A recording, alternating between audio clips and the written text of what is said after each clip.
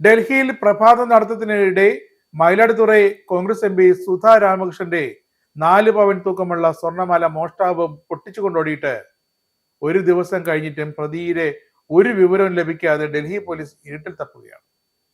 CCTV ദൃശ്യങ്ങളടക്കം police പരിശോധിച്ചെങ്കിലും സ്കൂട്ടറിൽ വന്ന് മാല പൊട്ടിച്ചുകൊണ്ടുപോയ പ്രതിയെക്കുറിച്ച് ഒരു വിവരവും ഇതുവരെ കിട്ടിയിട്ടില്ല.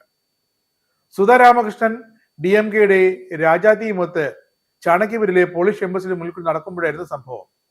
സ്കൂട്ടറിൽ ഹെൽമെറ്റ് ധരിച്ചെത്തിയ ഒരാളാണ് മാല കവർന്നതെന്നും MPക്ക് നേരിയ പരിക്കേറ്റതായും പോലീസ് തന്നെ വ്യക്തമാക്കിയിട്ടുണ്ട്.